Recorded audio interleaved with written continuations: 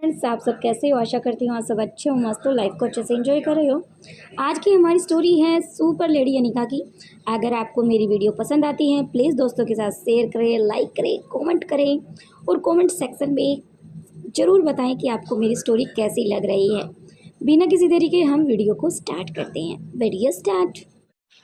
अनिका अब active mode पर आ चुकी थी। उसकी आंखों में अब इंसानियत नहीं, शिकार करने वाली शिकार की ठंडी झलक दिखाई दे रही थी। अनिका, उसने धीरे धीरे अपनी ब्लैक जैकेट उतारी। उसके पीछे एक पतली लंबी तलवार बंधी हुई थी।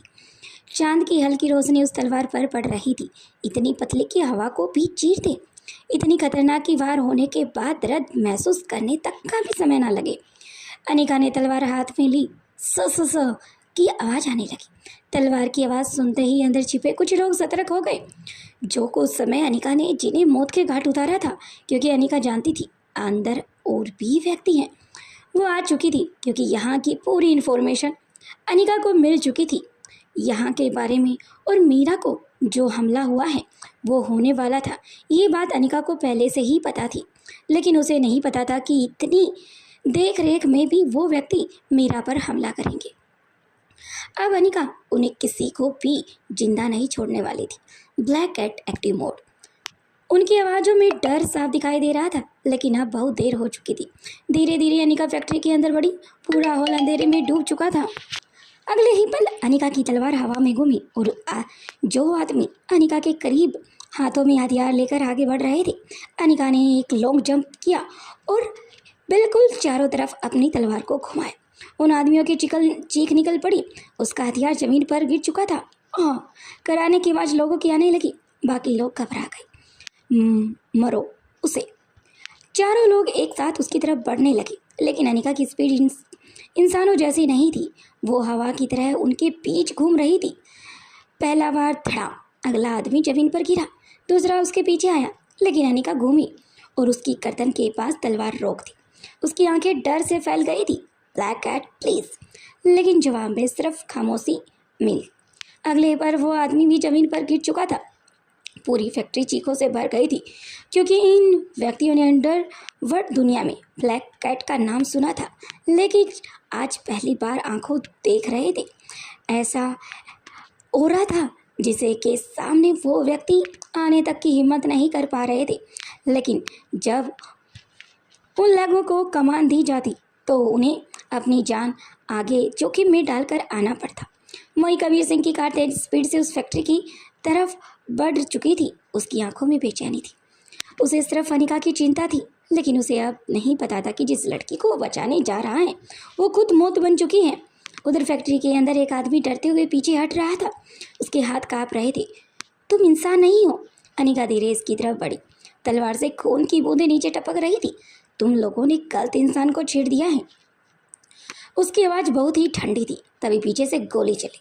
धड़ाम, लेकिन गोली अनिका को छू तक नहीं पाई। वो पलटकर इतनी तेजी से आगे बढ़ी और सामने वाले समझ नहीं पाए। अनिका ने अपनी तलवार को इस एंगल से घुमाया कि उस गोली की डायरेक्शन ही चेंज हो गई और अगले ही सेकंड उसकी गन दो हिस्सों में जमीन पर गिर चुकी थी, साथ में वो आदमी भी। तभी फैक्ट्री के सबसे ऊपर वाले हिस्से में एक भारी आवाज़ गूंजी।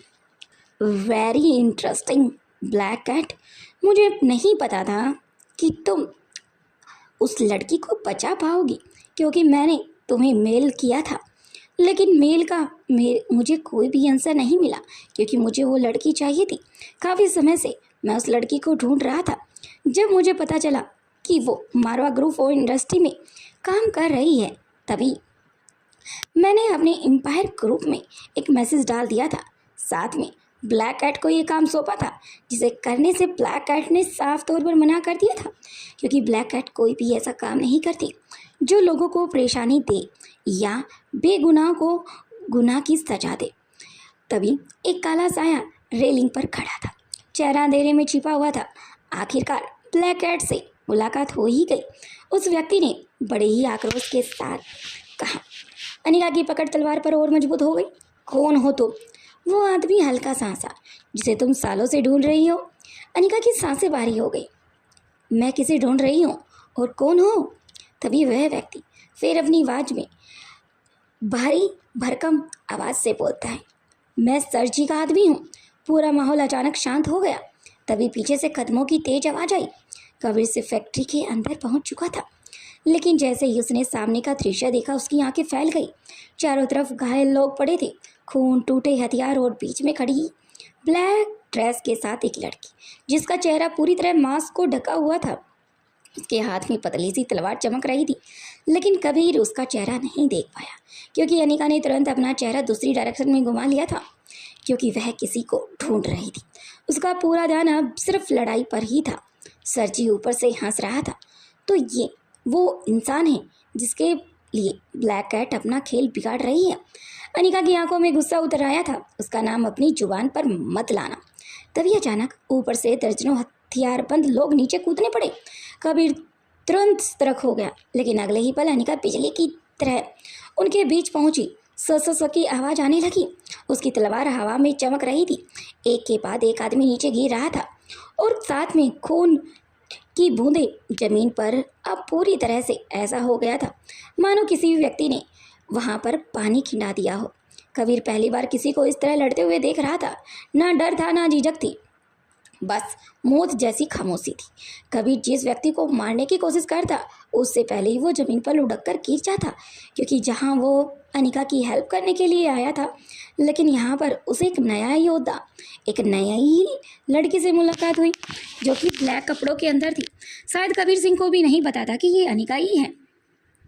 तभी एक आदमी पीछे से कबीर पर हमला करने आया, लेकिन उससे पहले अनिका अपनी तलवार उसकी तरफ फेंकी। ठाक! तलवार सीधे उस आदमी के हाथ पर लगी। उसकी चीख निकल गई। कबीर को सेकंड के लिए उस ब्लैक मास्क वाली लड़की को देखता रहा। उसकी आंखें उसे जानी पहचानी लगी, लेकिन उसे समझ नहीं आ रहा था कि ये देखी कहाँ है। तभी एक व्यक्ति पीछे से अनिका पर जैसा ही वार करने वाला था, अचानक से कबीर सिंह ने एक फ्लिप्स मारी और उस व्यक्ति के पैरों पर अटैक किया, जिस कारण से वो व्यक्ति लड़खड़ा गया और जमीन पर गिरने को हुआ ही था। अनिका ने अपनी तलवार के साथ उसकी गर्दन को धड़ से अलग कर दिया, क्योंकि ना जाने क्यों उसकी हर हरकत, हर एहसास उसे अनिका की याद दिला रहा था। लेकिन अनिका समझ चुकी थी कि आखिर इन व्यक्तियों को क्या करना है। Flashback. Empire group of Delhi की ऊंची बिल्डिंग रात के अंधेरे में किसी काले साए की तरह चमक रही थी। ऊपर सबसे आखिरी फ्लोर पर रोहित के कैबिन में अनिका बैठी हुई थी, किसी भाव से लैपटॉप स्क्रीन को देख रही थी। दादी की जिद करने के बाद अनिका आज ऑफिस तो आई थी, लेकिन उसे समझ नहीं आ रहा था क्या करे। अचानक से वह अपने दिमाग को शांत करने के लिए अपनी मेल को ओपन करती है। बार बारिश हो रही थी। खिड़की के शीशों पर गिरती बूंदें जैसे उसके अंदर के खालीपन को गहरा कर रही थी। रोहित की मौत के बाद अनिका पहले जैसी नहीं रही थी। उसकी आंखों में चमक अब ठंडी पड़ चुकी थी। चेहरे पर हमेशा रहने वाली मुस्कान अब सिर्फ एक नकाब बनकर रह गई थी, क्योंकि अनिका के रियल बच्चे भी उसके पास नहीं थे जिनके साथ वह थोड़ा बहुत समय स्पेंड कर सके। लेकिन इस शहर की अंडरवर्ल्ड दुनिया में एक अलग नाम से जानी जाती अनिका, इसका नाम ब्लैक कैट था। एक ऐसा नाम जिसे सुनते ही बड़े बड़े गैंगस्टर कांप उठते थे।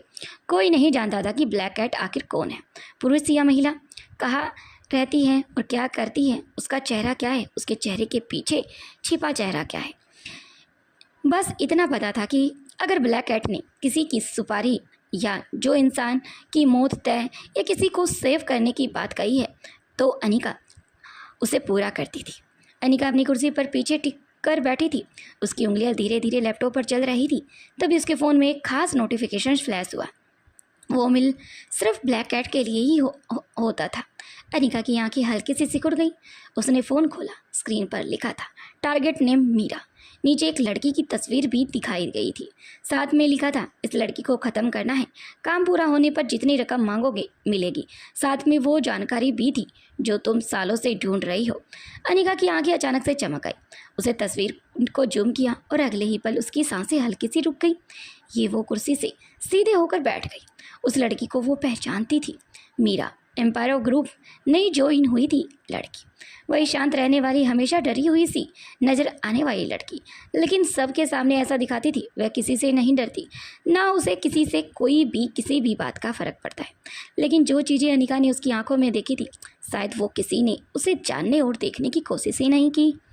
लेकिन अगले ही पल अनिका के दिमाग में एक पुराना दृश्य रोला। फ्लैशबैक। रोहित की मौत के बाद पूरा घर लोगों से भरा हुआ था। हर तरफ सन्नाटा और रोने की आवाज़ें थी। अनिका बिल्कुल चुप बैठी थी। उसकी आंखों में आंसू नहीं थे, क्योंकि दर्द आंसुओं से कहीं ज़्यादा गहरा हो चुका था। तभी उसकी नज़रें दरवाजे पर खड़ी एक लड़की पर पड़ी थी, जो सफ़ेद सूट पहने, बहुत खूबसूरत, लेकिन आंखों में अजीब सा डर। वो लड़की बाकी लोगों से अलग लग रही थी।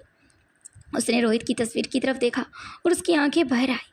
फिर वो जल्दी से वहाँ से चली गई, मानो उसे जिस व्यक्ति से उम्मीद थी वो व्यक्ति इस दुनिया को छोड़कर चला गया है। मानो उस लड़की की उम्मीदें पूरी तरह से बिखर चुकी हो। उस वक्त अनिका दुख में थी, इसलिए ज़्यादा सोच नहीं पाई। ऊपर से उसकी माँ ने उसे एक इंजेक्शन इंजेक्ट किया था, जिस कारण से अनिका बस वो सब ही देख रही थी जो अनिका को देखना चाहिए था। लेकिन आज वही चेहरा उसके सामने था, मीरा। अनिका धीरे से उसका नाम लिया। उसकी आंखों में अब दर्द नहीं था, शक था। रोहित की मौत वाले दिन ये वहाँ थी। क्या था और क्यों इसका चेहरा इतना उदास था और ये घबराई हुई थी? अगर ये न्यू लड़की थी तो रोहित की मौत का मातम मनाने क्यों आई थी? उसने तुरंत अपने खास आदमी आर्यन को कॉल किया। मीरा पर नज़र रखो, उसकी पूरी जानकारी मुझे चाहिए। कहाँ से आई है, किससे मिलती है, सबसे ज़रूरी। अनिका की आवाज़ खतरनाक हो गई थी। उसके पीछे कौन पड़ा है? जी मैम। कॉल कट गई थी। अनिका अपनी सीट से उठकर खिड़की के पास चली गई। बारिश अब और तेज हो चुकी थी। उसने नीचे सड़क पर भागती गाड़ियों को देखा और धीरे से आंखें बंद कर ली। उसे महसूस हो रहा था मीरा सिर्फ एक आम लड़की नहीं है, उसके पीछे कोई बहुत बड़ा राज छिपा है। और शायद उस राज का संबंध रोहित से हो सकता है, या रोहित भी उस लड़की के बारे में कुछ ऐसा जानता है जो शायद मुझसे दूर है। अचानक उसके दिमाग में मेल की आखिरी लाइनें भी गूंज उठी। वो जानकारी भी मिलेगी जो तुम सालों से ढूंढना चाहती हो। अनिका की आंखें धीरे धीरे खुली। उसकी नज़रें अब खतरनाक हो चुकी थी। तो खेल इतना बड़ा है। वो हल्का मुस्कुराई। गलती कर दी है तुम लोगों ने, ब्लैक कैट को मीरा तक पहुंचाने की, या ब्लैक कैट को मीरा की पिक्चर देने की। उसी समय ऑफिस के बाहर मीरा तेजी से भागती हुई दिखाई दे रही थी। उसके चेहरे पर डर साफ नजर आ रहा था। बार बार पीछे मुड़कर देख रही थी, जैसे कोई उसका पीछा कर रहा हो। अनिका दूर से देख रही थी। तभी मीरा की नज़र अचानक अनिका पर पड़ी। दोनों की आंखें मिली और अगले ही पल मीरा के चेहरे का रंग उड़ गया, जैसे उसे कोई भूत देख लिया हो। अनिका देखकर चौंक गई। ये मुझे देखकर इतना डर क्यों जाती है? लेकिन उसे अनिका के फ़ोन में एक और मैसेज आया, अननोन नंबर से।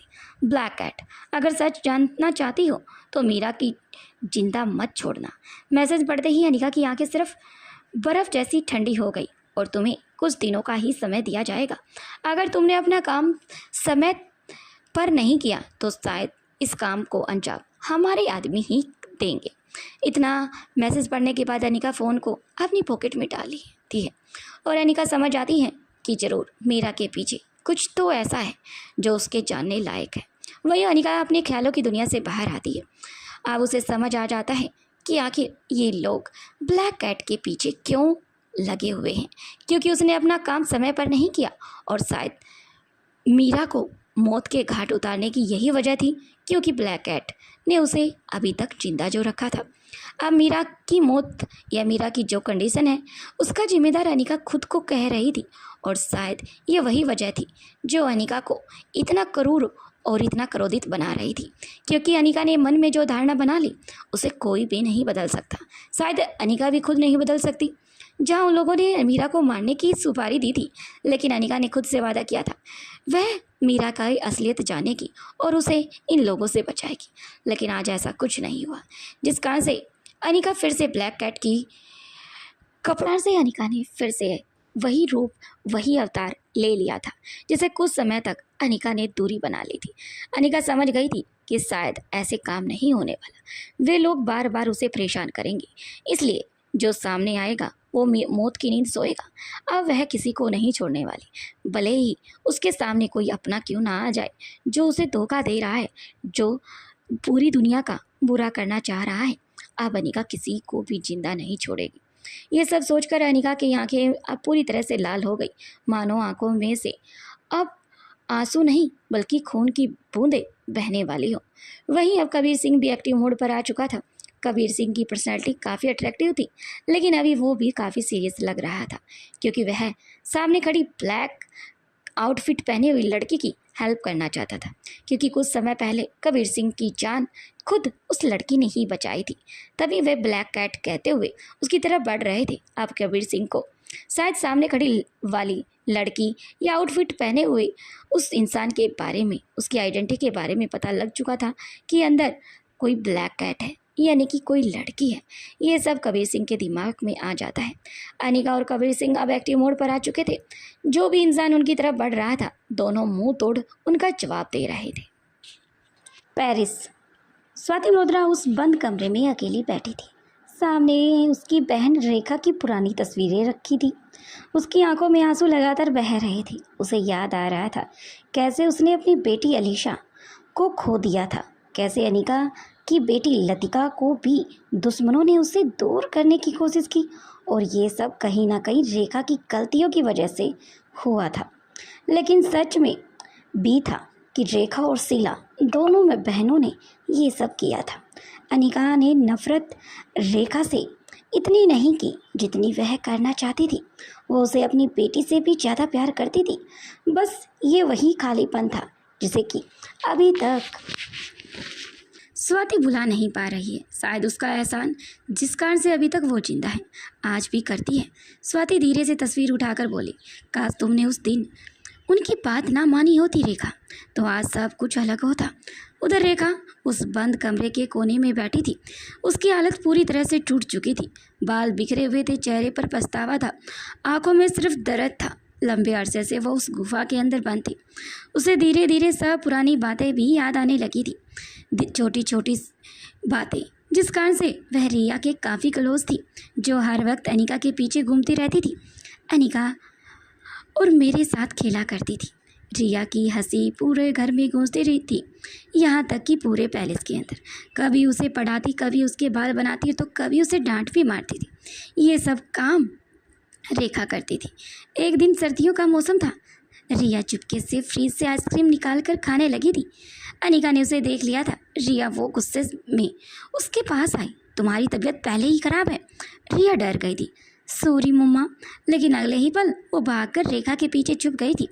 रेखा मासी को देखना। अनिका मुझे डांट मार रही है। रेखा तुरंत बाहर आई। अनिका, उसने थोड़ा सा गुस्से में कहा, इतना क्यों डांट मार रही हो? जब मैं तुम्हें मना करती थी तुम्हें आइसक्रीम नहीं खानी, तो तुम भी ऐसी हरकत करती थी। क्या मैंने तुम्हें कभी डांट मारी? अनिका हैरान रह गई, क्योंकि ये बातें वाकई में सच थी। मासी, आपने ही तो कहा था इसका ध्यान रखना। रिया को ठंड में आइसक्रीम खाने से बुखार हो सकता है। रेखा कुछ सेकंड चुप रही, फिर उसने पीछे छिपी रिया को देखा। रिया चुपचाप मुस्कुरा रही थी। तभी अनिका को समझ आया, रिया चोरी छिपे आइसक्रीम खा रही थी। अनिका ने तुरंत कान पकड़कर कहा, अच्छा तो ये बात है। रिया हंसते हुए भाग गई। पूरा घर हंसी से भर गया था, लेकिन आज वही यादें रेखा को अंदर ही अंदर तोड़ रही थी। उसकी आंखों से आंसू लगातार बह रहे थे। मैंने सब बर्बाद कर दिया, वो खुद से कह रही थी। अनिका मेरी बच्ची, रिया मेरी नाती। उधर दिल्ली के अंदर फैक्ट्री में अनिका अब भी लड़ रही थी। एक आदमी पीछे से हमला करने आया, लेकिन उसने बिना पीछे देखे उसकी कलाई को काट दिया। धड़ाम। वो आदमी नीचे गिर पड़ा। कबीर सिंह अब उसे देख रहा था। उसकी आंखों में सवाल बढ़ते जा रहे थे, क्योंकि जिस तरह से वो लड़की लड़ रही थी, उसकी चाल, उसका गुस्सा, सब कुछ जाना पहचाना था। तभी एक गुंडे ने पीछे से अनिका पर गोली चला दी। सावधान, कबीर सिंह ने जोर से चिल्लाया, लेकिन अनिका पहले ही झुक चुकी थी। गोली उसके बालों को छूते हुए निकल चुकी थी। अगले ही पल वो घूमी और अपनी तलवार सीधे उस आदमी की छाती पर तान दी। ठाक। तलवार उसके कंधे में घुस चुकी थी। उसकी चीख निकल चुकी थी। तभी ऊपर खड़ा सरजी का आदमी फिर हंसा। तुम बिल्कुल अपनी माँ को चेतावनी जैसा देख रही हो। अनिका कुछ समझ नहीं आया। अनिका को शायद अनिका के कानों तक भी आवाज़ ना आई। पहले वो, अब तुम। अनिका की सांसें भारी हो गई थी। आज मैं तुम्हें चिंता नहीं छोड़ूंगी। वो ऊपर की तरफ दौड़ी, लेकिन तभी पूरी फैक्ट्री में अचानक से गैस फैलने लगी थी। सफ़ेद धुआं हर तरफ फैल गया था। कबीर ने तुरंत अपनी नाक ढकी और पोषण गैस। उसकी आंखें सिकुड़ गई। उधर अनिका समझ चुकी थी ये चाल था। सरजी के व्यक्तियों का भागना चाहते थे। वो तेजी से ऊपर पहुंची, लेकिन वहाँ कोई नहीं था। सिर्फ एक स्पीकर पड़ा था और उसमें से वही आवाज़ गूंज रही थी, खेल अभी शुरू हुआ है ब्लैक कैट। अब अगली चाल तुम्हें पता भी नहीं है। मैं कहाँ से खेलने वाला हूँ, और उस लड़की को बचाना चाहती हो तो बचाने का कोई फ़ायदा नहीं है, शायद अब उसकी आखिरी सांसें निकल रही होंगी। ये कहकर वो स्पीकर बंद हो जाता है। अनिका को होश आता है। अनिका समझ जाती है अगर मीरा को कोई बचा सकती है तो वह सिर्फ डॉक्टर अमृता यानी कि खुद ब्लैक कैट, खुद अनिका है। इसलिए उसका यहाँ से निकलना और हॉस्पिटल जाना ज़रूरी है। इसलिए अनिका ने ना चाहते हुए भी वहाँ रेलिंग से लॉन्ग जंप किया और सीधे ही ज़मीन पर आकर खड़ी हो गई, और दूसरे ही पल वह वहाँ से 9-2-11 हो चुकी थी। वहाँ पर उसका कोई भी नामो निशान नहीं था। जहाँ कबीर उस धुएं को हटाकर ऊपर की तरफ देख रहा था, ऊपर कोई भी